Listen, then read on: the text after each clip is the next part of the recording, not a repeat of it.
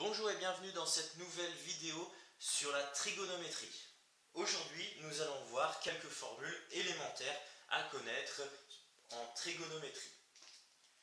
La première est une formule de base qui correspond à tous les angles. Le carré du sinus d'un angle plus le carré du cosinus du même angle est égal à 1.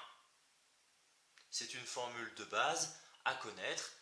Une autre formule concernant un même angle, c'est pour trouver la tangente d'un angle, c'est égal au sinus de cet angle divisé par le cosinus de ce même angle. L'avantage de ces deux formules, c'est qu'en connaissant le sinus ou le cosinus, nous pouvons trouver les deux autres valeurs.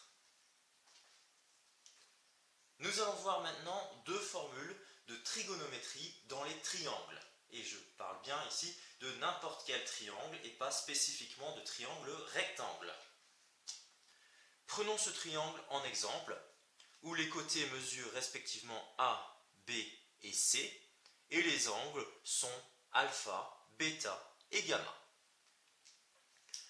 La première relation est la relation des sinus, sur laquelle nous pouvons faire correspondre le sinus d'un angle avec la longueur du côté opposé.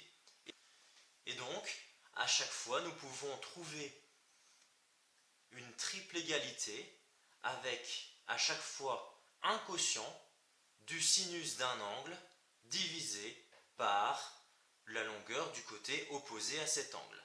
Donc sinus alpha divisé par A égale sinus bêta divisé par B égale sinus gamma divisé par C pour mon triangle. La dernière relation que nous allons voir aujourd'hui se trouve aussi dans les triangles quelconques. Grâce à la trigonométrie, nous allons trouver une formule de Pythagore généralisée, aussi appelée formule d'Al-Kashi. Grâce à cette formule, nous pouvons trouver la longueur d'un côté grâce aux longueurs des deux autres côtés et de l'angle qui se trouve entre les deux. Grâce à cette formule, que nous pouvons voir qui ressemble à la formule de Pythagore, nous pouvons trouver à chaque fois la longueur d'un côté grâce à la longueur des deux autres côtés et de l'amplitude de l'angle qui se trouve entre ces deux côtés.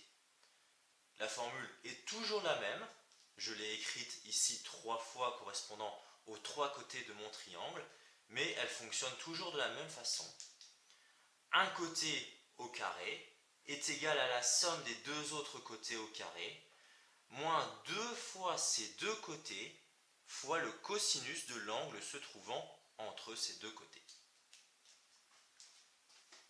Merci de ton attention et à bientôt pour une nouvelle vidéo de maths.